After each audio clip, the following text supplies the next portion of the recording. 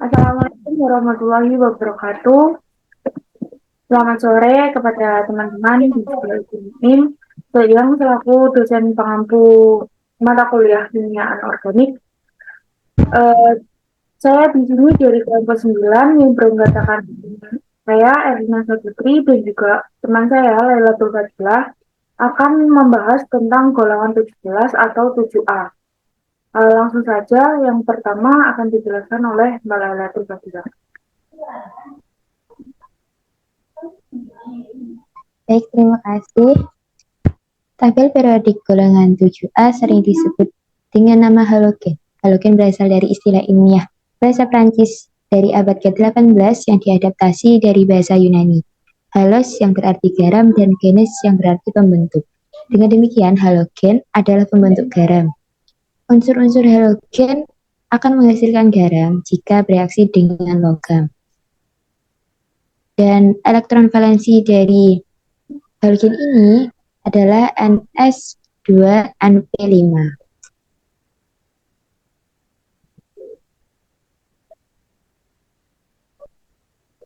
Nah, dalam golongan 7A ini terdapat 6 unsur, yaitu yang pertama fluor, yang kedua klorin, yang ketiga bromin, yang keempat iodin, yang kelima astatin, dan yang keenam adalah tenesin.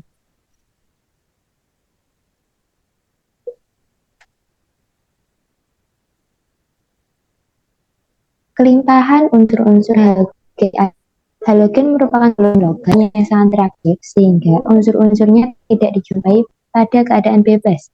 Pada umumnya ditemukan di alam dalam bentuk senyawa garam-garamnya. Garam yang terbentuk disebut halida. Garam halida yang paling banyak adalah NaCl dengan 2,8% berat air laut. Banyaknya ion halida pada air laut 8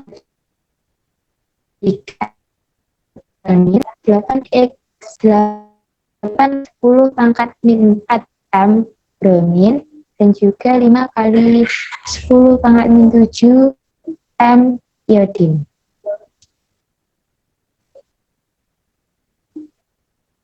Nah, sifat fisik halogen. Yang pertama, wujud fluorin dan klorin pada temperatur kamar adalah bentuk gas.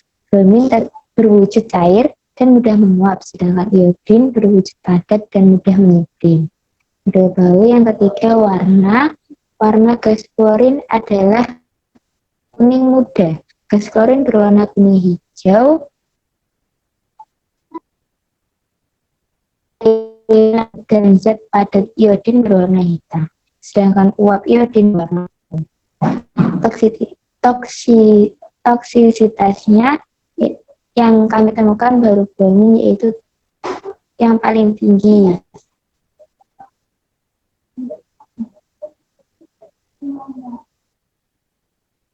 Sifat kimia halogen. Pertama, kereaktifan.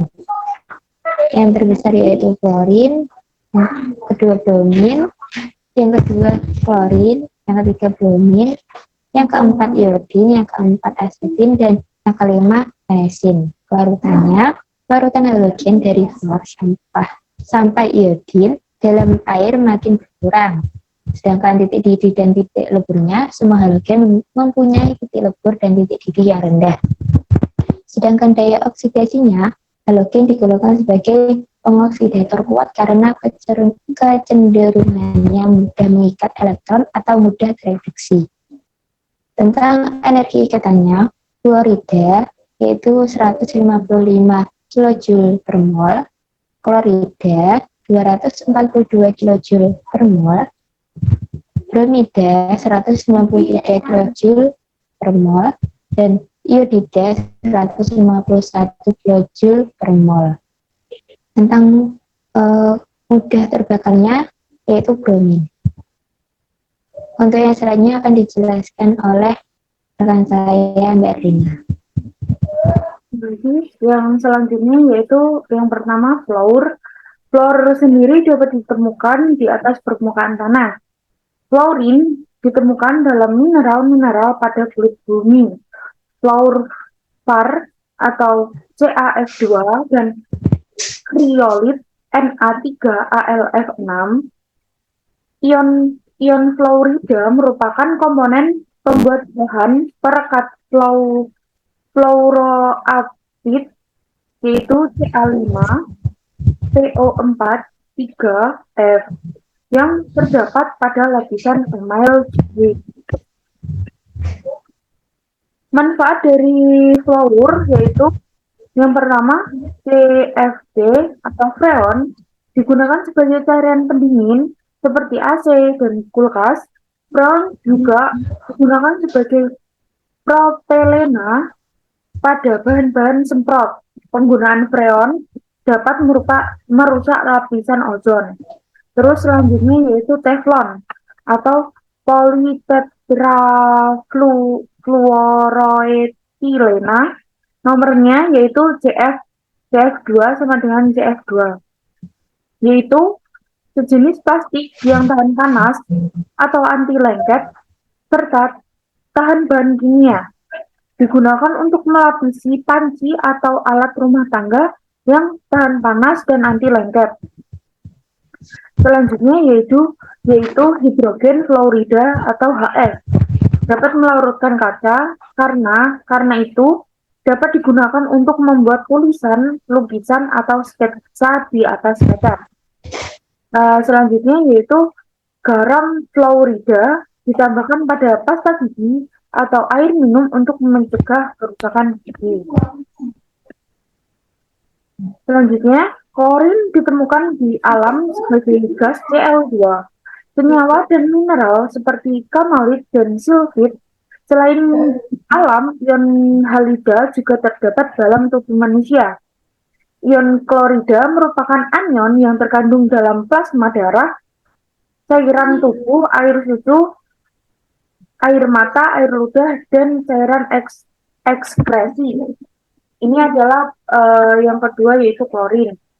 Produk klorin sendiri, beberapa metode yang digunakan untuk memproduksi klorin yaitu elektrolisis lelehan NaCl, elektrolisis MgCl2, proses Weldon, dan elektrolisis NaCl. Selanjutnya, produksi klorin. Contohnya, pada pemurnian air, klorin akan bereaksi membunuh bakterisidal dan germisidal, mengoksidasi zat besi, mangan, hidrogen sulfid, serta menghilangkan bau tak sedap dan mengontrol perkembangan alga dan mikroorganisme. Proses tersebut disebut dengan klorinasi. Salah satu bahan baku yang digunakan untuk menghasilkan klorin yaitu NaCl atau umumnya disebut dengan garam dapur yang diperoleh dari laut. Selanjutnya itu manfaat dari klorin. Yang pertama, senyawa natrium hipoklorit atau NaClO dapat digunakan sebagai alat zat pemutih pada pakaian. Selanjutnya, natrium klorida NaCl digunakan untuk garam dapur, pembuatan klorin dan NaOH, mengawetkan makanan dan mencairkan salju. Selanjutnya yaitu hidrogen klorida HCl digunakan untuk membersihkan logam dari karat pada elektroplanting, menetralkan sifat basa pada berbagai proses, dan sebagai bahan baku obat-obat, plastik, dan juga zat pewarna. Selanjutnya, kapur klour atau CaOCl2 dan kaporit CaOCl2 digunakan sebagai bahan pengelantang atau pemutih pada kain. Selanjutnya yaitu polyvinyl klorida atau PVC untuk membuat paralon.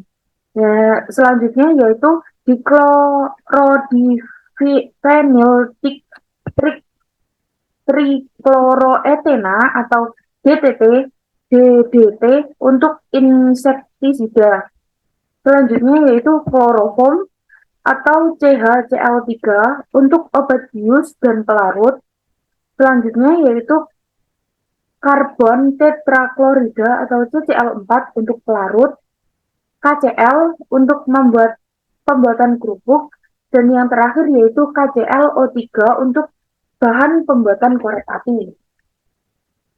Selanjutnya, manfaat selanjutnya yaitu di bidang kesehatan sebagai disinfektan dan pengolahan air minum. Sedangkan dalam bidang pertanian sebagai pestisida tanaman. Produk yang bisa didapat dari klorin yaitu pemutih, cat, obat-obatan, pelarut, dan juga bahan tekstil. Nah, selanjutnya yaitu yang ketiga bromin. Bromin terdapat pada senyawa logam bromida di air laut mati dengan kadar 4.500 sampai 500 ppm. Pada suhu kamar, bromin berbentuk cair, kemerahan, dan memiliki bau yang kuat.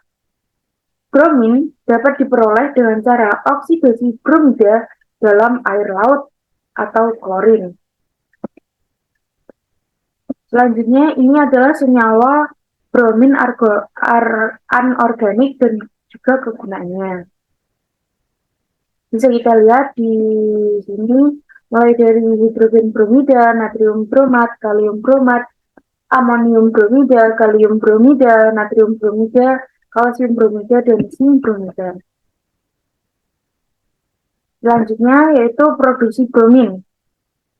Bahan baku utama yang dimanfaatkan adalah air laut, danau air garam, dan sumur bawah tanah. Lidai 2021. Davis et al. 2024 menggunakan bahan baku dari air sumur bawah tanah. Beberapa bahan baku yang digunakan untuk produksi bromin disajikan dalam tabel Texner 1999. Nah, ini bagian dari produksi bromin. Ada rocks dan tambang garam, air laut dan samudra, underground drain, laut asin dan kolam. Selanjutnya yaitu iodin. Iodin ini dapat ditemukan di dalam air laut. Iodin ditemukan dalam jumlah berlimpah sebagai garam NaIO3 di daerah Chili, Amerika Serikat. Iodin yang ditemukan dalam senyawa NaI banyak terdapat pada sumber air di Waduk Dakon, Mojokerto. Ion iodida terdapat dalam kelenjar tiroid.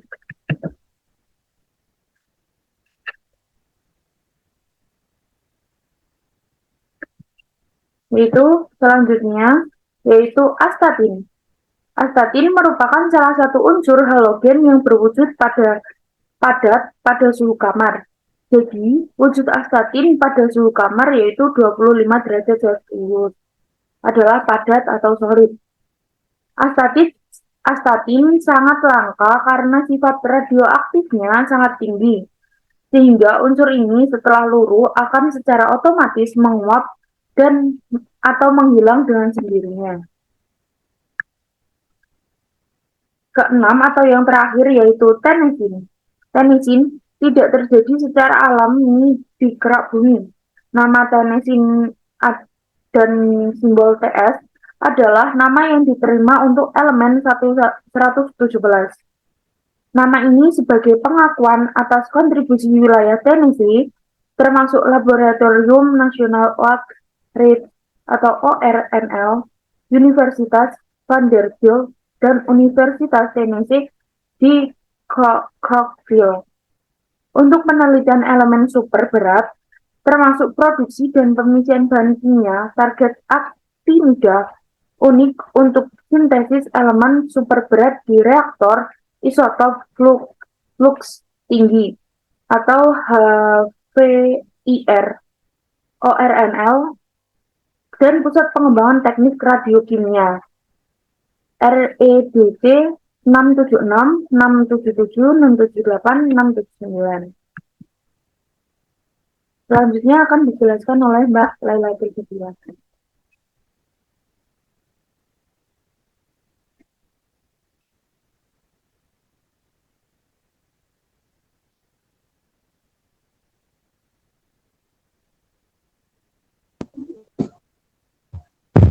Baik, terima kasih Mbak Erina. Kemudian diagram Latimer. Nah, Bapak kami baru menemukan dari CL, diagram Latimer CL, yaitu dapat dilihat ClO4- menjadi ClO3- dengan 1,2 volt dan seterusnya.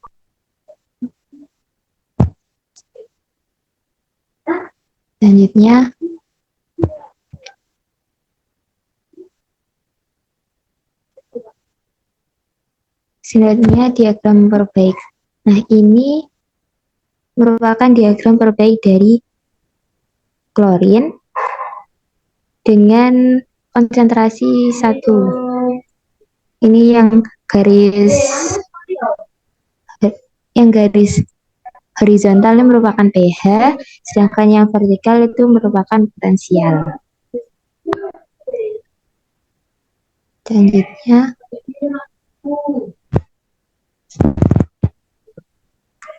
adalah diagram Voss.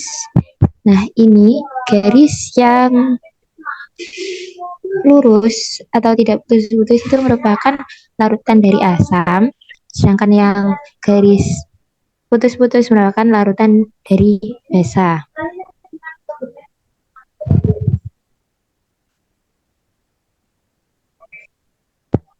Kemudian ada jenis-jenis reaksi yang bisa terbentuk, yaitu reaksi dengan halogen. Suatu senyawa dari dua halogen disebut senyawa antar halogen. Nah, dalam suatu reaksi antara dua halogen, unsur yang lebih elektronegatif adalah zat pengoksidasinya dan diberi bilangan oksidasi negatif dalam senyawa tersebut. Contohnya yaitu Br2 plus Cl2 menjadi 2BrCl.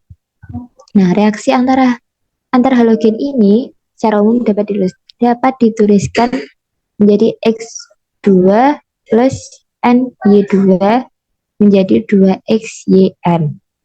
Y adalah halogen yang lebih elektronegatif dan N adalah bilangan ganjil yaitu 1, 3, 5, dan seterusnya.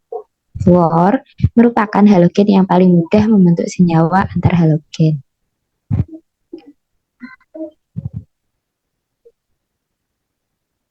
Selanjutnya, untuk yang kedua yaitu reaksi dengan logam.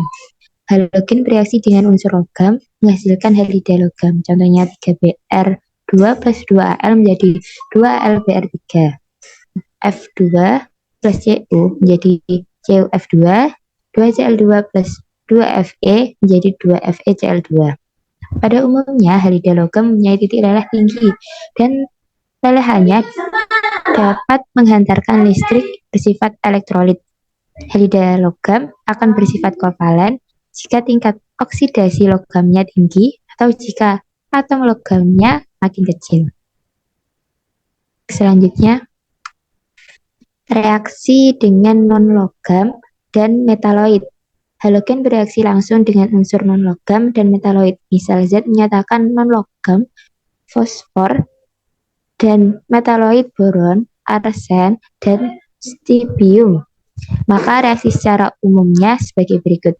3X2 plus 2Z menjadi 2ZX3. Reaksi halogen dengan fosfor, arsen, dan stibium menghasilkan trihalida. Jika halogennya berlebih, maka dapat dihasilkan pentahalida.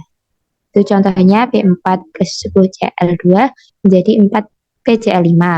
Dalam reaksi ini fluor paling mudah bereaksi, sedangkan iod paling sukar bereaksi. Nitrogen tidak langsung bereaksi dengan halogen karena ketidakaktifannya. Sedangkan silikon bereaksi dengan halogen menghasilkan tetrahalida. Untuk yang keempat yaitu reaksi dengan senyawa halogen lainnya. Reaksi ini dianggap sebagai reaksi penggantian.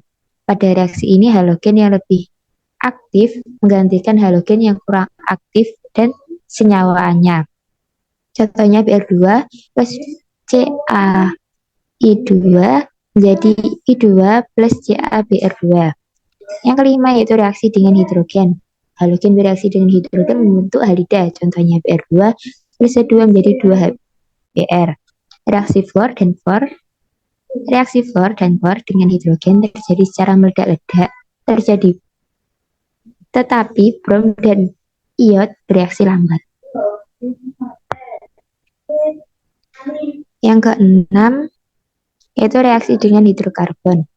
Halogen umumnya bereaksi dengan hidrokarbon dengan menggantikan atom-atom hidrogen.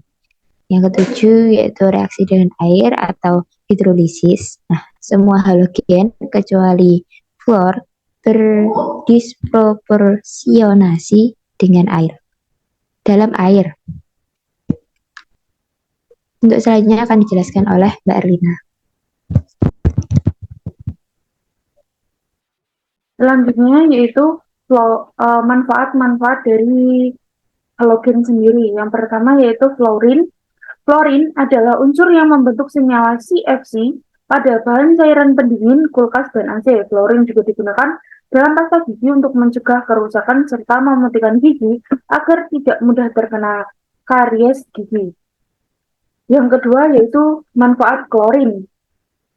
Klorinasi hidrokarbon merupakan salah satu bahan plastik dan karet sintetis. Klorin juga digunakan sebagai bahan pemutih kertas, disinfektan pestisida, dan bahan sering digunakan di dalam air kolam renang untuk membunuh bakteri. Selanjutnya yang ketiga yaitu bromin. Bromin sendiri berfungsi dalam pembuatan etil bromida atau C2H5Br dalam campuran bensin yang berfungsi membuat bensin tidak melekat pada piston dan silinder. Bromin juga digunakan sebagai bahan anti api dalam pengasapan.